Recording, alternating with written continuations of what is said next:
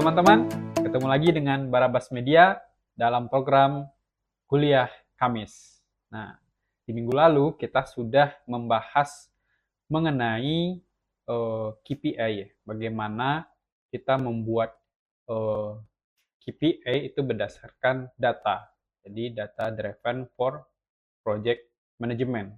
Nah, untuk kali ini kita akan membahas mengenai bagaimana data kita gunakan untuk melakukan prediksi terhadap resiko project ataupun produk yang sedang kita develop kayak gitu, teman-teman.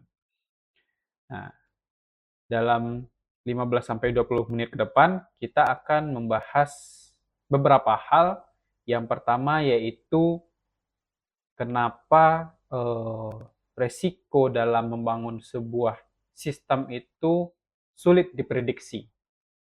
Mungkin bagi banyak teman-teman kayak gitu ya, selaku project ataupun product manager mungkin terkadang untuk memprediksi resiko apa yang terjadi, apalagi project itu jangka waktunya panjang gitu ya.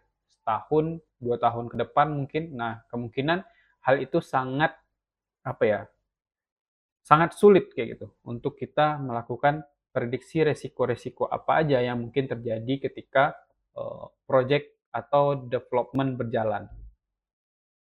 Nah, kemudian kita juga akan membahas mengenai bagaimana data driven ini kayak gitu ya kita gunakan dalam memprediksi resiko atau risk prediction kayak gitu, teman-teman.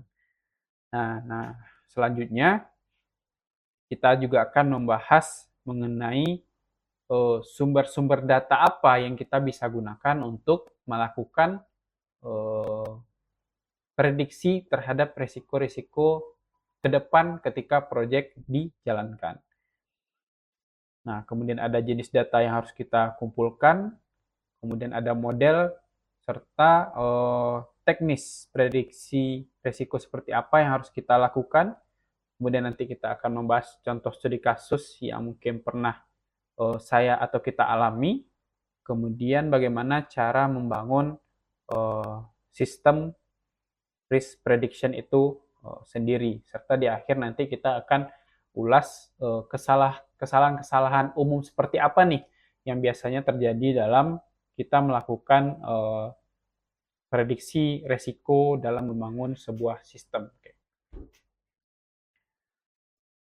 Nah, ya banyak mungkin dari kita melihat mungkin ya atau mengalami sendiri project itu gagal ataupun tidak selesai dalam development itu bukan karena tim kita yang kurang ataupun dari sisi cost-nya mungkin tidak mencukupi kayak gitu. Ataupun dia dari sisi problem bisnisnya kayak gitu. Jadi bukan hal itu terkadang yang membuat project atau produk yang kita develop itu gagal, teman-teman. Tetapi lebih kepada kita itu tidak menyadari atau kita tidak mempunyai planning kayak gitu ataupun handling yang harus kita lakukan ketika sebuah resiko atau sebuah masalah itu terjadi tanpa kita pahami atau kita sadari sebelumnya kayak gitu. Jadi kita stuck, berhenti kayak gitu. Sehingga kita terus mencoba menggali solusinya. Tapi pada kenyataannya ketika kita coba menggali solusinya atau mencari ini problemnya kenapa, ternyata ini terjadi karena hal-hal sebelumnya apa yang sudah kita lakukan. Nah, ketika itu terjadi maka otomatis bisa jadi kita balik lagi ke fase 0 kayak gitu, teman-teman. Nah, ini risiko-risiko project seperti inilah yang sangat tidak kita inginkan. Apalagi kalau projectnya sudah berjalan sampai setahun kayak gitu. Tapi kita baru sadar ketika di 1 tahun ini ada hal yang salah di awal yang kita lakukan kayak gitu. Nah, itu satu hal yang kita harapkan benar-benar tidak terjadi dalam membangun sebuah sistem ataupun project yang kita jalani. Nah, Kemudian itu tadi kita sempat membahas kenapa sih eh, resiko project itu sulit untuk diprediksi kayak gitu ya. Ya, karena eh, potensi terjadinya eh, resiko ini kayak gitu, itu biasanya adalah karena tiga hal. Pertama itu biasanya karena waktu, yang kedua karena biaya, yang ketiga karena kualitas, teman-teman. Jadi kalau karena waktu, mungkin kita nggak memprediksi bahwa mungkin dulu base experience kita kayak gitu ya. Wah, membangun sistem seperti ini, anggaplah membangun sebuah sistem LMS mungkin. Membangun sistem LMS ya 3 sampai 6 bulan itu udah waktu yang cukup. Bahkan kita bisa memprepare waktu beberapa bulan lebih cepat untuk membangun sistem ini kayak gitu. Tapi pada kenyataannya ketika sudah berjalan, nah pengalaman atau prediksi kita ini ternyata berbeda sehingga terjadilah keterlambatan dalam development system dari sisi waktu. Bahkan yang tadinya 6 bulan kita sebenarnya udah prepare beberapa bulan untuk bisa kita lakukan percepatan, ternyata lebih, teman-teman. Nah, itu resiko-resiko yang pada umumnya terjadi. Nah, kemudian dari sisi biaya, over budget. Nah, ini mungkin eh apa ya? Nah, dalam beberapa, bahkan bukan IT project ya, bukan dalam membangun sistem aja, dalam beberapa project seperti membangun sebuah gedung dan sebagainya, over budget ini suatu hal yang eh, key problem kalau seandainya terjadi kayak gitu. Ya bisa jadi itu kalau seandainya tidak ada penanganan yang memberikan solusi atau budgetnya benar-benar mentok nih, nggak ada lagi nih yang bisa membantu ya, otomatis tuh bisa jadi project berhenti stuck ya. Makanya banyak kan kita lihat project-project gedung yang terbengkalai dan sebagainya, yaitu karena tadi over budget. Jadi pengendalian cost-nya atau perhitungan cost-nya itu tidak diprediksi atau tidak di maintain, teman-teman. Nah, itu hal yang sangat berbahaya. Dan terakhir adalah dari sisi kualitas tentunya. Nah, kualitas oke, udah jadi nih sesuai timeline, budget oke dan sebagainya, tapi ketika sistem digunakan kayak gitu, ketika diimplementasikan kepada user, ternyata kualitasnya jauh dari apa yang diinginkan kayak gitu. Nah, itu adalah resiko-resiko yang biasanya terjadi. Nah, kenapa dia sulit diprediksi? Yang pertama yaitu ya kita nggak punya data historis. Jadi ketika melakukan development system ini kita tidak mencoba menggali data-data historis apa sebelumnya yang mungkin relevan dengan project yang kita lakukan ini. Kemudian apa nih yang biasanya terjadi? Kemudian yang kedua adalah eh, project itu tentunya bergerak cepat dan dinamis ya, karena kemauan manusia ya, stakeholder yang kita handling itu kan manusia. Nah, biasanya kemauannya tuh sekarang bilang A, ya beberapa bulan atau besoknya udah menjadi B kayak gitu. Nah, itu hal-hal yang biasanya sangat rentan ya, itu yang harus kita oh, perhatikan kayak gitu. Kemudian yang ketiga, banyaknya keputusan yang diambil berdasarkan intuisi. Nah, ini sangat tidak baik, teman-teman. Jadi, apapun keputusan yang kita ambil, apapun solusi yang kita berikan, usahakan itu benar-benar literally data driven, dari data real atau data yang kita cari ataupun data-data yang kita udah punya based on experience sebelumnya. Kayak gitu. Kemudian yang keempat adalah ya ini tool, terlalu banyak tool, teman-teman. Di bagian IT toolnya A, di bagian manajemen toolnya B, di bagian ya stakeholder toolnya C. Nah, toolnya udah banyak tapi tidak ada integrasi nih antar tool nih. Nah, ini sangat akan beresiko terjadinya miskomunikasi, miss activity dan lain sebagainya. Nah, itu biasanya yang membuat uh, resiko project itu sulit untuk diprediksi. Nah, kemudian bagaimana nih konsep data driven dari risk prediction atau memprediksi resiko. Nah, itu tadi pada intinya kita harus mempunyai data real dulu atau data-data yang sudah eh, kita kumpulkan, ya baik itu dari data history, dari project-project kita yang lain mungkin, ataupun kita kayak kalau sekarang kan untuk mencari data itu tidak sesulit dari zaman ya sebelum adanya AI mungkin ya teman-teman. Di ketika sekarang dengan adanya AI, maka data driven ini menjadi sangat bukan gampang juga ya dalam tanda kutip untuk mencari data-data pembanding itu sangatlah eh, mungkin kita dapatkan kayak gitu. Nah, mau datanya dalam big data maupun datanya mungkin dalam hitungan ratusan dan sebagainya itu sangat mungkin kita lakukan. Jadi itu yang harus kita lakukan terlebih dahulu kayak gitu. Nah, kemudian ya baik data historis, kemudian data real time. Jadi ketika project itu berjalan, kita juga harus melakukan recording kayak gitu. Jadi recording dalam semua hal kayak gitu. Baik dari sisi eh, penggunaan cost-nya, baik dari sisi velocity teman-teman dalam bekerja, kemudian capaian-capaian yang dicapai dalam berjalan, apalagi ketika kita menggunakan metode sprint ya, Scrum. Nah, itu kan banyak data yang seharusnya kita simpan atau kita peroleh untuk nantinya dijadikan sebagai bahan analisis agar risk prediction ini berjalan kayak gitu. Nah, kemudian adalah melakukan prediksi untuk kemungkinan-kemungkinan terjadi ke depannya kayak gitu.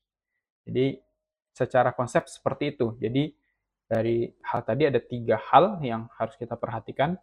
Look back gitu ya, analisis pola risiko proyek-proyek sebelumnya ataupun dari data-data digital internet kita peroleh.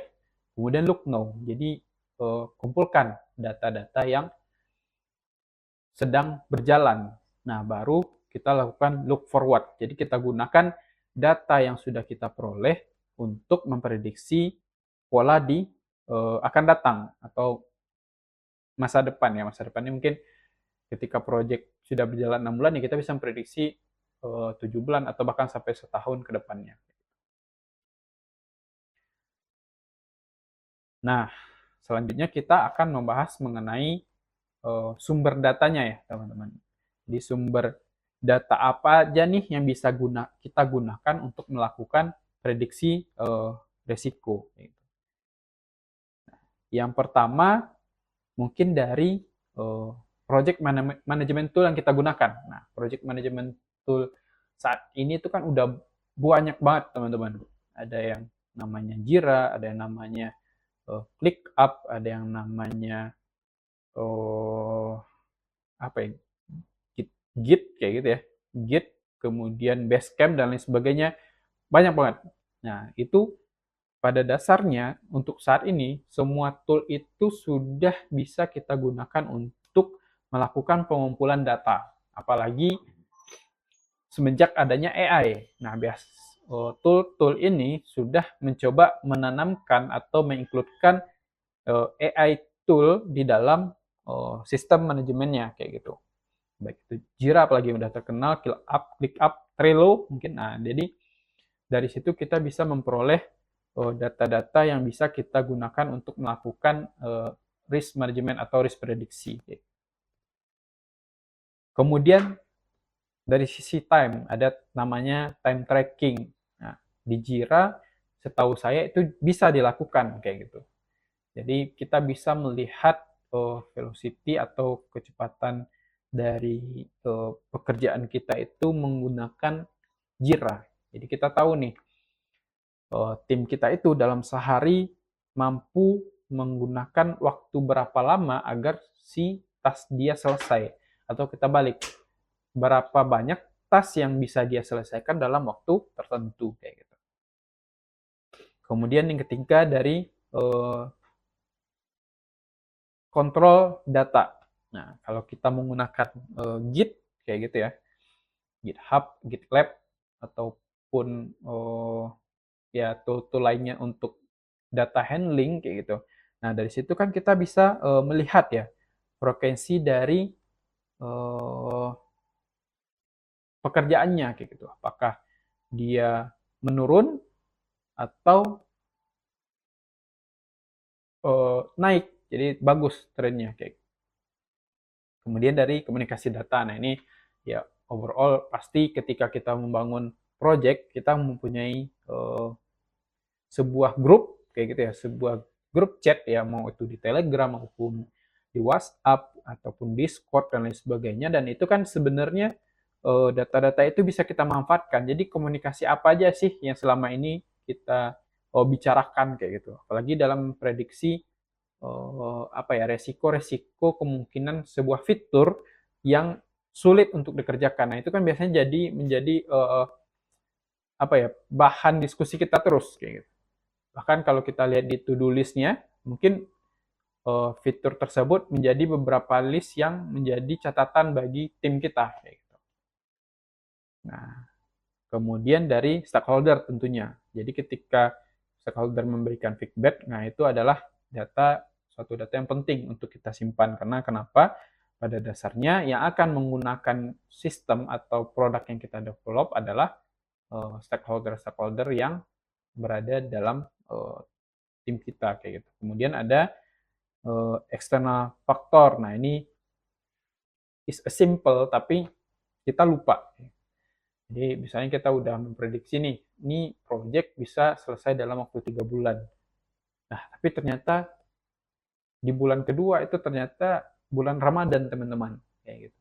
Kalau kita lupa bahwa itu adalah bulan Ramadan. Nah, ini resiko besar nih teman-teman. Bukan menyalahkan bulan Ramadan ya, tapi kan pada dasarnya ketika bulan Ramadan kan kita itu secara aktualisasi ibadahnya lebih lebih banyak ya kayak gitu. Sehingga kalau kita tidak hmm, memprediksi itu, nah otomatis itu bisa jadi keterlambatan dalam development system kita. Nah, itu perubahan regulasi. Nah, apalagi di Indonesia ya, teman-teman, ya kita tahu bahwa regulasi itu sangat dinamis perubahannya. Bisa jadi bulan ini A, bulan depan B kayak gitu. Itu pun kalau hitungannya bulan kayak gitu. Kan ya bisa jadi di awal bulan A, di akhir bulan ternyata udah berubah lagi kayak gitu.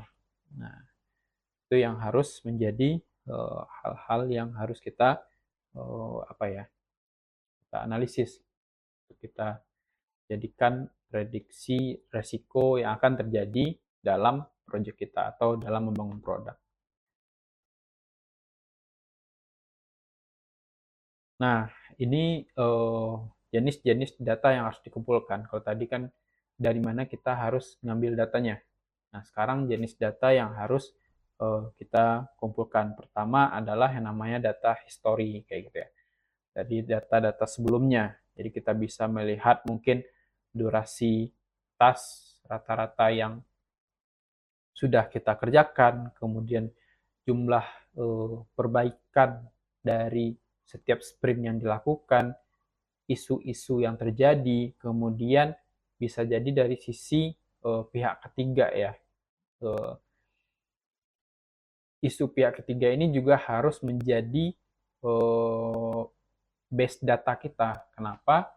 Karena misalnya dari pihak ketiga ini ternyata dalam setiap sprint dia melakukan perlambatan 1 hari. Nah, itu kan menjadi hal prediksi yang harus kita hitung juga ke depannya kayak itu agar tidak menjadi uh, timeline yang buruk bagi kita selaku tim development kayak gitu. Kemudian tadi sesudah data storage, data real time, data yang berjalan. Nah, apa yang harus kita data apa yang harus kita create? Yang pertama adalah dari sisi task overdue-nya kayak gitu. Apakah ada yang apa istilahnya ya, overtime kayak gitu, atau malah secara time-nya kekurangan, jadi seharusnya dia memiliki waktu kerja 8 jam tapi ya ternyata yang dipakai hanya 5 jam kayak gitu.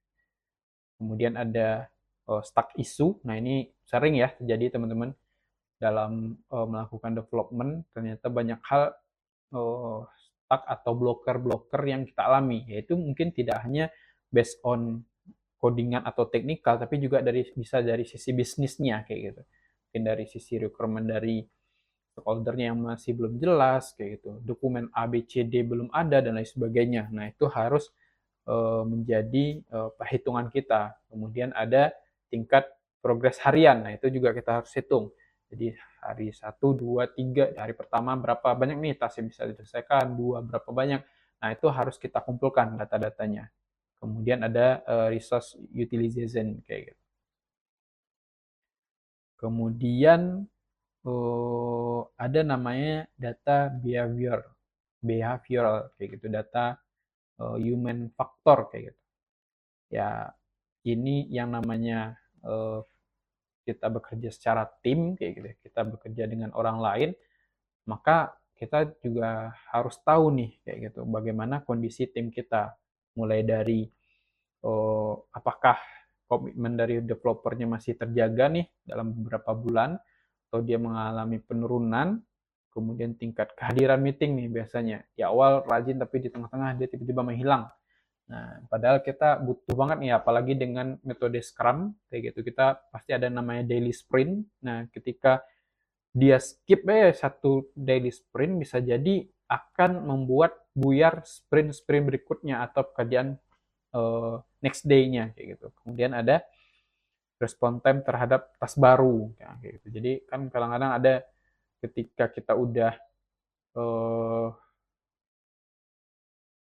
merasa lelah kayak gitu ya. Jadi ketika ada tas baru dan sebagainya, kita merasa wah nanti dulu deh ini aja belum selesai kayak gitu. Jadi hal-hal seperti itulah yang menjadi data yang harus kita kumpulkan dari human factor kayak gitu. Nah, kemudian selanjutnya adalah mengenai model dan teknis prediksi risikonya kayak gitu. Nah, yang pertama itu adalah metode yang biasa digunakan yaitu rule based early warning. Jadi semacam kita membuat sebuah pengukuran atau presentase yang dimana presentase tersebut kita jadikan early warning ketika presentase tersebut sudah di angka berapa. Ya, sebagai contoh jika terjadi task overdue-nya 10%. Wah, udah 10% nih berarti ini resikonya delay-nya tinggi kayak gitu. Nah, kemudian kita bisa juga menggunakan metode trend analysis. Nah, jadi kita lihat trennya, apakah tren dari development kita naik, menurun, atau stuck di garis tertentu. Nah, itu adalah metode-metode yang bisa kita juga gunakan, based trend analysis. Kemudian yang ketiga ada namanya correlation analysis. Jadi kita mencoba membandingkan dua hal. Ya, contohnya jika jumlah revisi tinggi, apakah timeline-nya juga meningkat? Gitu. Jadi apakah timeline-nya juga menjadi semakin lama? Atau contoh lain misalnya ketika ketidakhadiran stakeholder dalam meeting, apakah membuat scope project yang miss atau script itu naik? Nah, itu juga jadi metode yang bisa kita gunakan. Kemudian ada yang namanya metode predictive scoring. Nah, kalau ini lebih kepada memberikan skor satu persatu ya terhadap modul yang kita kerjakan. Gitu.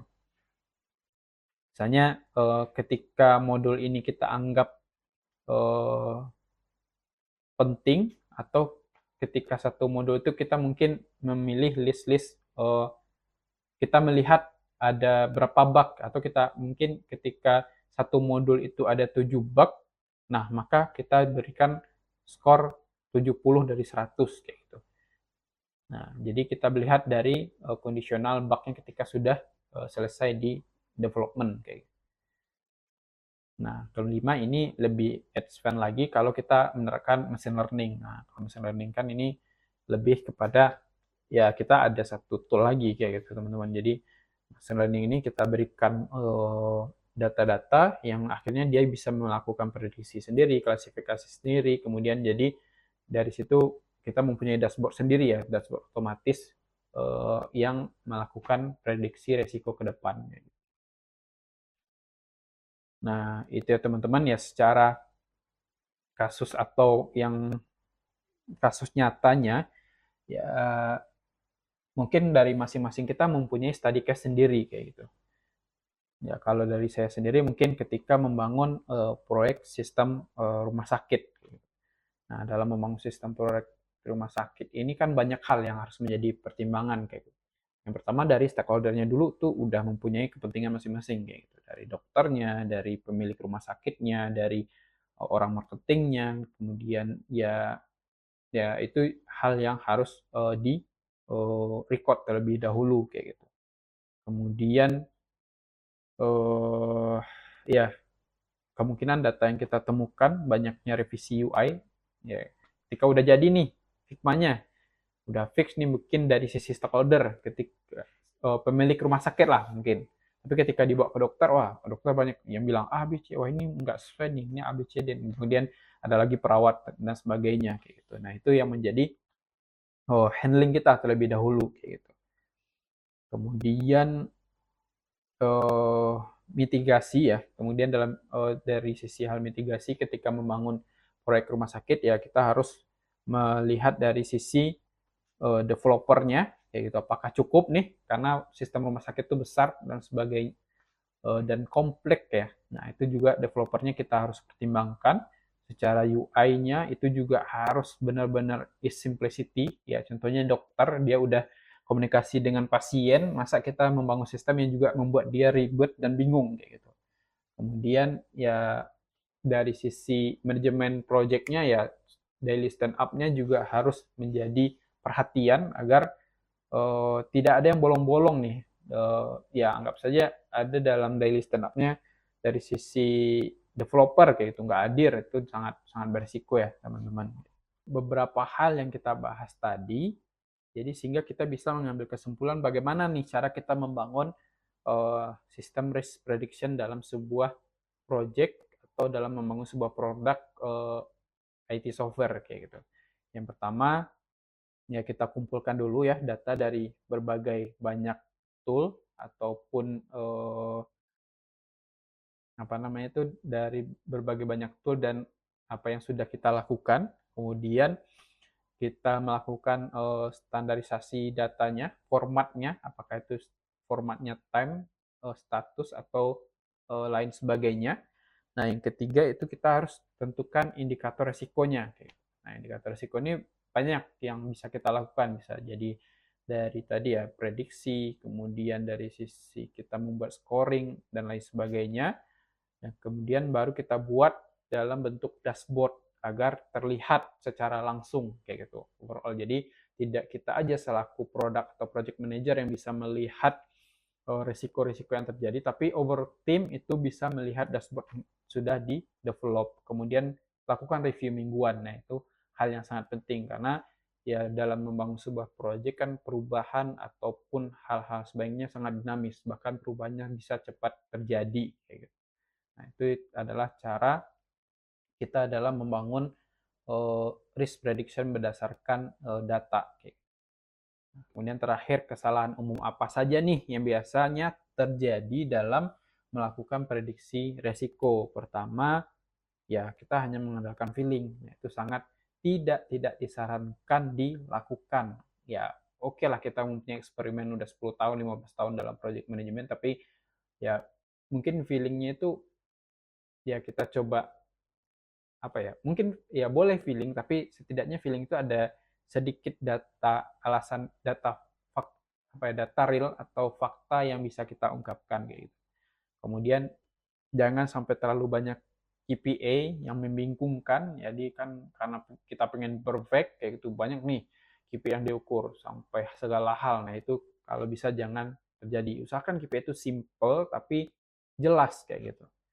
Kemudian tidak melakukan post mortem retrospektif ya. Jadi intinya uh, retrospektif itu ya dilakukan sebelum kayak gitu teman-teman. Jangan sampai ya apa yang sudah terjadi kita bahas terlalu terlalu lama kayak gitu. Padahal dia udah terjadi kayak gitu ya. Dan selanjutnya kita harus melakukan analisa perbaikannya.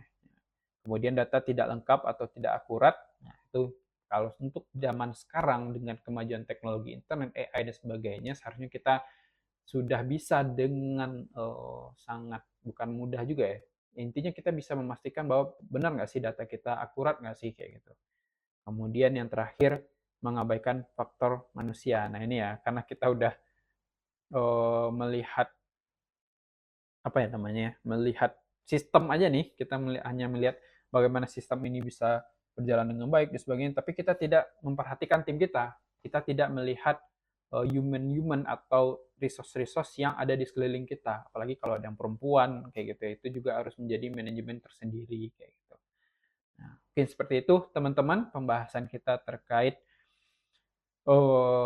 risk prediction berdasarkan data. Ya masih banyak hal mungkin yang kurang saya sampaikan, tapi mudah-mudahan dari apa yang saya sampaikan menjadi apa ya pencerahan bagi teman-teman untuk melakukan risk prediction di project ataupun dalam membangun produk teman masing-masing. Oke, sekian dari saya. Semoga bermanfaat.